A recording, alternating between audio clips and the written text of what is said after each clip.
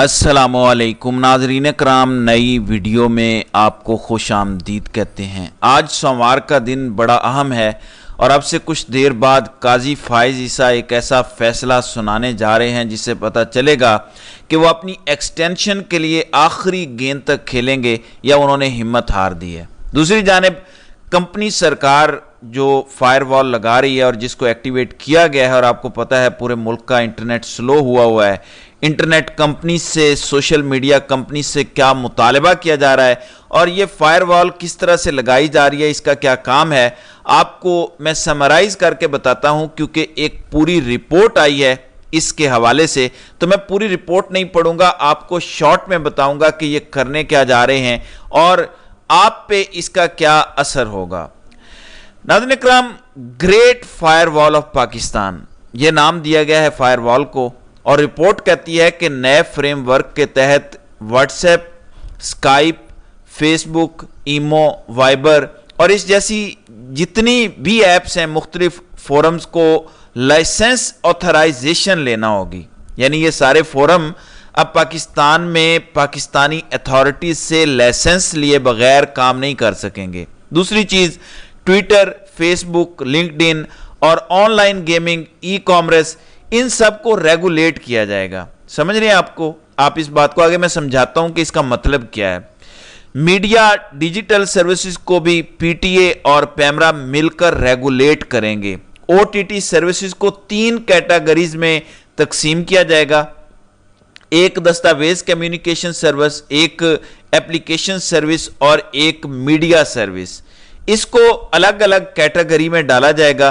दस्तावेजी service को licence और registration लाजमी करवाना होगी। इसमें व्हाट्सएप, फेसबुक, ईमो, स्काइप, वाइबर और इससे मिलते जुलती दीगर ऐप्स हैं जिनको लाजमी अपनी रजिस्ट्रेशन करवानी होगी और पाकिस्तानी अथॉरिटी से लाइसेंस लेना पड़ेगा, वरना पाकिस्तान में काम नहीं कर सकेंगे। इनको फायरवॉल से ब्लॉक किया जाएगा। इसके बाद दूसरी कैटेगरी नॉन ब्रॉडकास्टिंग सर्विसेज में यूट्यूब, नेटफ्लिक्स, वीओडी जैसे फोरम हैं। इसमें ब्रॉडकास्टिंग सर्विसेज और पाकिस्तान में चलने वाले चैनल्स के सोशल मीडिया फोरम्स भी शामिल हैं। इनको पीका एक्ट और पैमरा ऑर्डिनेंस 2002 और पीटी एक्ट 294 के तहत काम करना पड़ेगा और टॉप एप्लीकेशन सर्विसेज सर्वर्स जो हैं वो पीटीए की हुदूद में शुमार होंगे और इन तमाम कम्युनिकेशन जो ऐप्स हैं इनको ये कवानीन की पाबंद होंगी और ओटीटी ऑथराइजेशन या लाइसेंस की मुद्दत 15 साल होगी।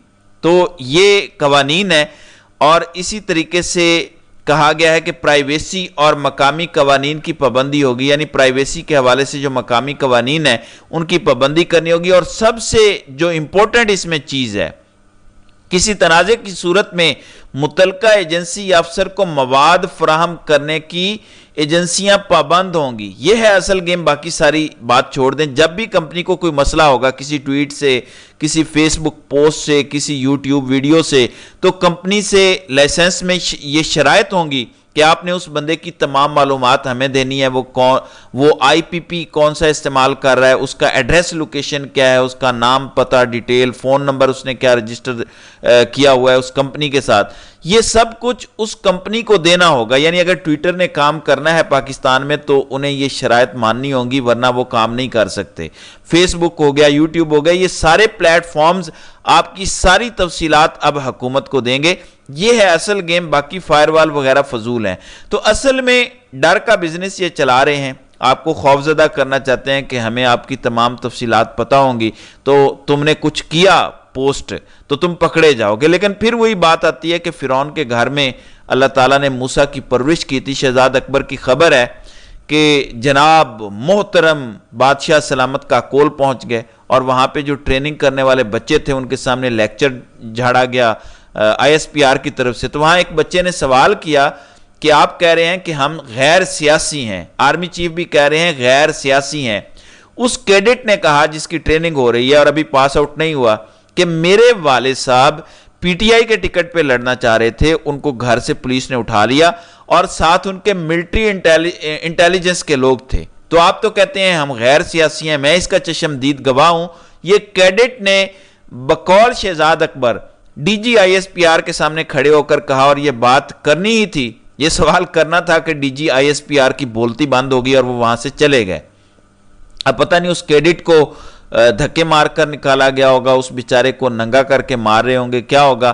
میری ذاتی رائے ہے وہ اب پاس آؤٹ نہیں کرے گا کاکول سے، کیونکہ وہاں پہ روبوٹ تیار کیے جاتے ہیں، سوال کرنے والے تیار نہیں کیے جاتے۔ لیکن میں یہیں سے آپ کو اگلی بات بتاتا ہوں، یہ کمپنی اب اقتدار سے جائے گی ہی جائے گی، جو مرضی ہو جائے۔ یہ ابھی جائے گی تو اپنی فری ویل سے کریں گے، ابھی نہیں ہوگا تو جو ایک نوجوان نسل تیار ہو گئی ہے، جو بچہ آج ایف ایس سی میں ہے، جس نے آج کمیشن لینا ہے، وہ ایک نظریے پہ آ چکا ہے کہ ملک کیسے ترقی کرے گا۔ یہی بچہ آج ٹریننگ کرے گا، یہی کیڈٹ بنے گا، لیفٹیننٹ بنے گا، کپتان بنے گا، میجر بنے گا، انہی میں سے کوئی ایک کمانڈر بنے گا، انہی میں سے ایک نکل کے آرمی چیف بنے گا۔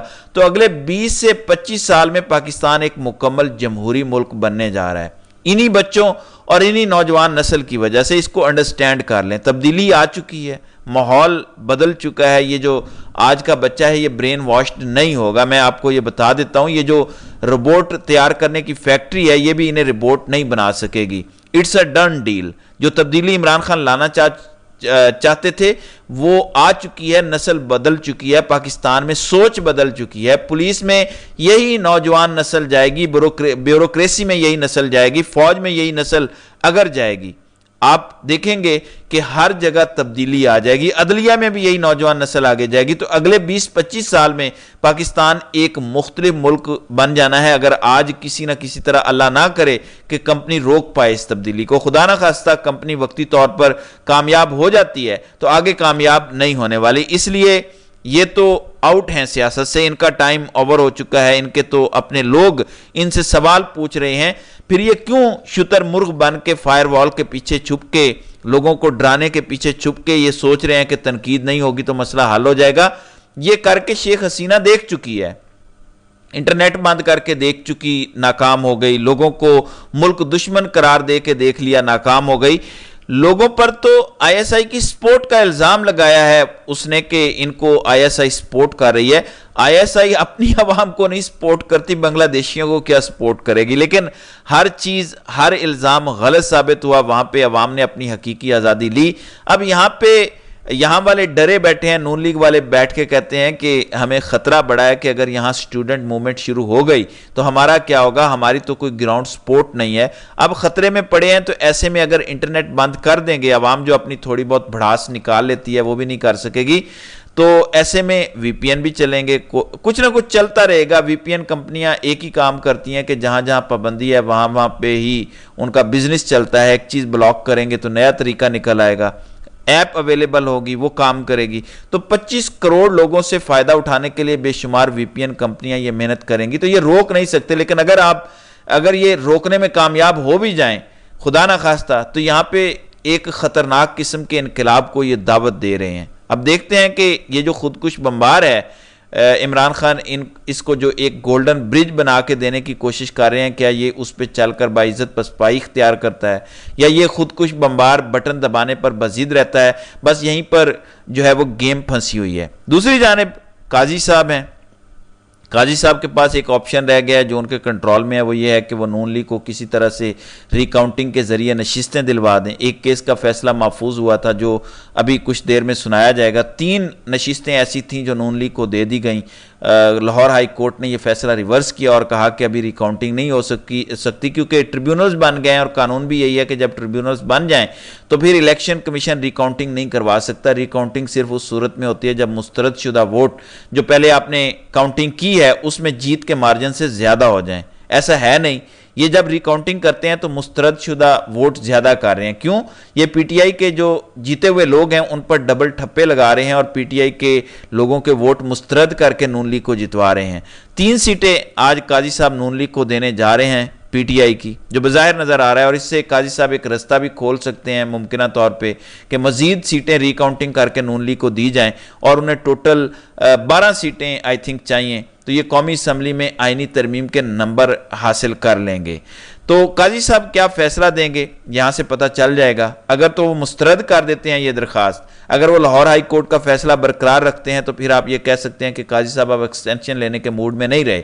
اگر قاضی صاحب اس کے حق میں فیصلہ دیتے ہیں، جو کہ نون لیگ والے آلریڈی مٹھائیاں کھا رہے ہیں، اس کا مطلب ہے کہ انہیں یہ لگتا ہے کہ انہیں یہ سیٹیں ملنے جا رہی ہیں، تو پھر اس کا مطلب ہے کہ قاضی صاحب آخری گیند تک اپنی ایکسٹینشن کے لیے لڑیں گے۔ ایسے میں منصور علی شاہ اور منیب اختر کا مستقبل خطرے میں ہے۔ کیوں؟ میں آپ کو بتا دیتا ہوں۔ اگر یہ لوگ آئین کے لیے نہ بھی کھڑے ہوں تو اپنی ذات کے لیے انہیں کھڑا ہونا پڑے گا۔ ایک جوڈیشل پیکج تیار ہے جس میں جو اگلا چیف جسٹس آنا ہے وہ بھی ٹاپ 3 یا ٹاپ 5 میں سے چوز کیا جائے گا۔